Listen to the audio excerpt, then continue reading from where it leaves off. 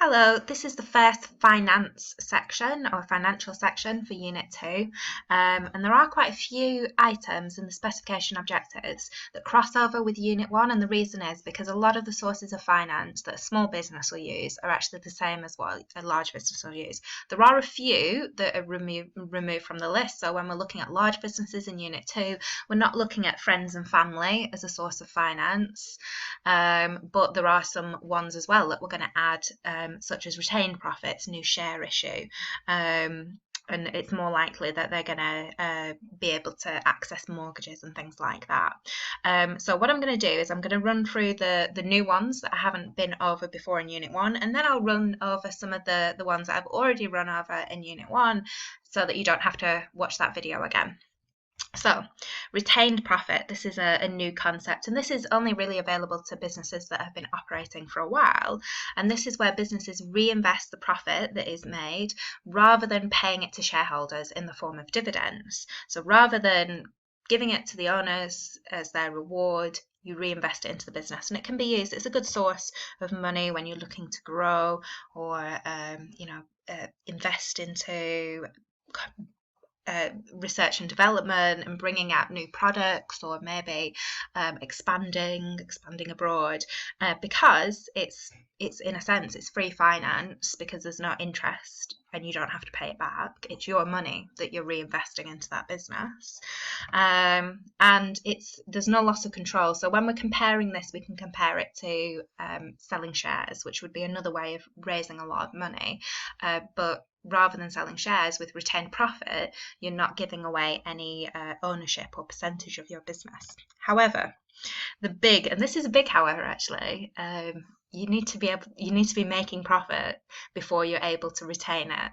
So this is why it's only really available to those businesses that have been operating for a while, and also if it's a business that's been trying to grow for a while as well, they're probably spending a lot of money on trying to grow, so that might reduce their profits in the short run.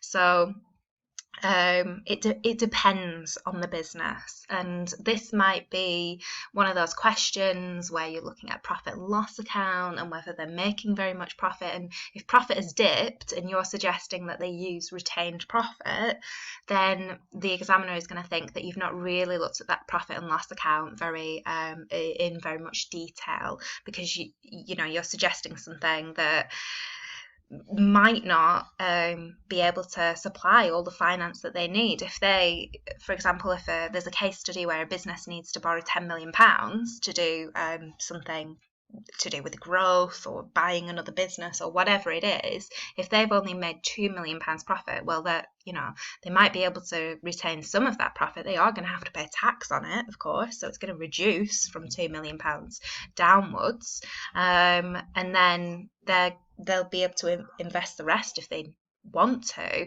but it's not going to be able to be £10 million worth of retained profit because you're dependent on how much profit you've made. Okay, sell unwanted assets is another method of raising money, and this again is for businesses that have been operating for a while, because if you're a new business, you don't have unwanted assets because you haven't acquired things that you own. So remember that word assets, it's going to come up in balance sheets, and it means something that you own, and we're usually thinking about fixed assets here.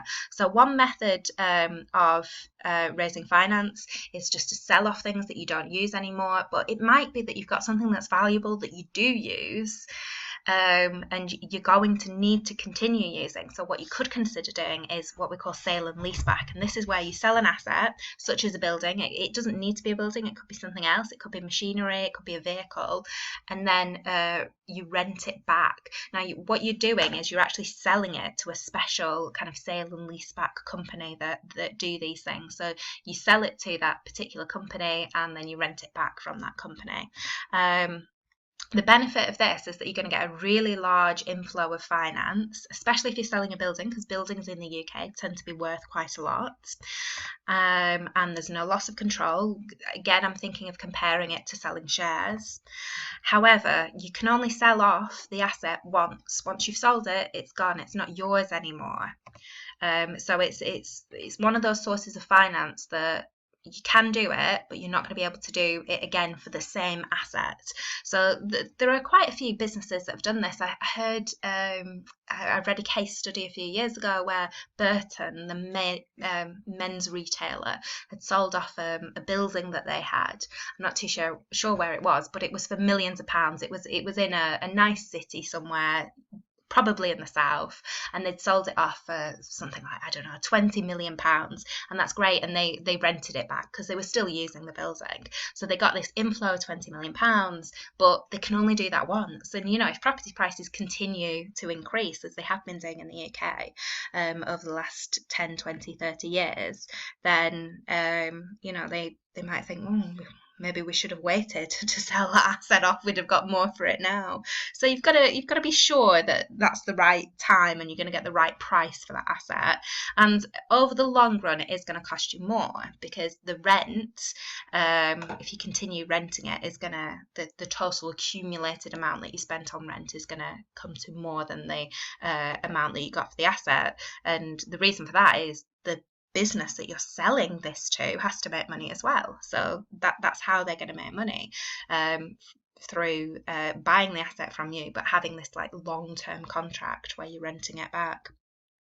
But it does depend over how long you're thinking. I'm not saying like 3 years, 5 years. I'm talking 10, 15, 20 years, maybe even 30 years if it's a building, to get up to that amount that it actually you sold it for.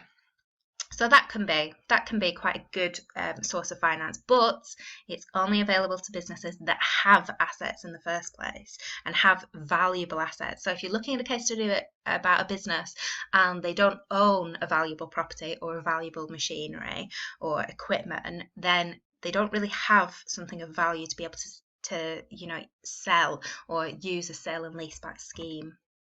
Okay, this is one that comes up a lot. So in Unit 2, we know we're looking at LTDs and PLCs. So selling shares is definitely an option for those business, and shares are just a proportion of the business.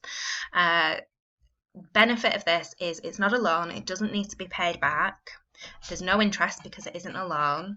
However, when you're selling shares, you are selling a proportion of your business. So with those shares come what we call voting rights. So people are able to vote on, shareholders are able to vote on major issues. If they get enough control and voting rights, they could remove the current board of directors. They could remove the current managing director or CEO, whichever. The CEO, typically we call it CEO in America, and managing director in the UK. But they could remove them. They could get the company to move in a completely different direction if they get a majority of the control of the business, which would be above 51%. But even if they had, say, 35%, they could be very persuasive in getting the other majority shareholders to vote with them as well. So these things happen, and it can mean that an old family run LTD, the family members start to lose their control and their power over the direction of the business. Also, shareholders tend to expect dividends. So you're going to be able to raise a really large amount of money doing this, especially if you're a PLC, because you can sell shares on the stock market. And so there's a very big market audience of people that might want to buy shares. However, you've then got the responsibility of paying out dividends, and you can't just pay out dividends to your older shareholders and say, well, they were with us from the beginning. You've got to treat your shareholders, if they've got the same type of shares, you've got to treat your shareholders fairly. You've got to give them all dividends, as long as they're what we call ordinary shares, but don't worry about the different types of shares. Okay, so this is actually just a bit of a recap from Unit 1, but it's still applicable for Unit 2, so you do need to know it. So a loan, money lent by a bank that has to be paid back over a set period. That's important. So you can borrow large amounts of money. I put an asterisk there because in a second I'm going to show you the slide that's overdraft. So a loan, you're definitely going to be able to borrow a larger amount of money than you'd be able to borrow with a with an overdraft, and you can spread the repayments over time as well. So this can make it quite manageable for a business who maybe they want to expand by buying another business, horizontal integration, vertical integration, all of those different types of methods of growth. So they're thinking about taking over another company, and that's going to cost them a lot of money. So if they can take out a loan, they can spread the repayments, it can make it more realistic that they'd be able to afford that other company. However, interest has to be paid. So lots of students, they know when they're looking at loans that interest has to be paid on loans, and so they write that, but they don't talk about why that's a bad thing. It's a bad thing because it increases the cost for the business. And, banks have to be in agreement with the business that's trying to borrow money. So it's not just like, I want £100,000, I want to borrow £100,000, I want to borrow £1 million. I'll go to the bank and I'm going to get that £1 million or that £100,000. The bank may be really unwilling to lend, especially, and this you can link this if you've got the balance sheet as well and you're looking at the current ratio and the acid test ratio, especially if they've got very low current ratios or acid test ratios, because the banks may be a little bit nervous that that business might not be able to pay that money back. An overdraft, similar to a bank loan, but it's not. You have to agree to the overdraft beforehand, but once it's set up, you can spend that up to that overdraft limit as and when you need to as a business. So it's very flexible.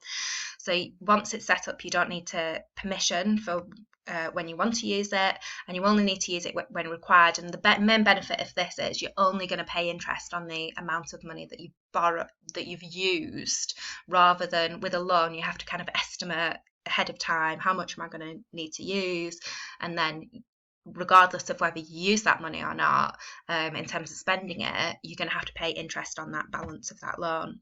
However, the bad thing about the overdraft is the interest payments are usually higher than on a loan, so that increases the cost more than you would do with a loan, and it can be withdrawn at any point. So it's this is always in textbooks as a negative side of overdrafts, and it's really not very likely that this would actually happen. But I have to say, a few years ago, just when we had the credit crunch, HSBC did withdraw student overdrafts quite suddenly and reduce those balances. Now, I was not banking with HSBC, but I did have one of my close friends was banking with HSBC, so that caused a bit of a panic for them. So I imagine they might have withdrawn some overdrafts or reduced the overdrafts for some of the businesses as well. So it's rare, but it can happen. Okay, mortgage. This is more of a long-term loan for purchasing a building. It's for very large amounts of money, and you can also, not all mortgages have variable rates of interest. So if the interest rate goes up, the one that the Bank of England sets, you'll have to pay back more, but you can get at fixed rates of interest. So that gives the business a bit more certainty over how much their payments will be.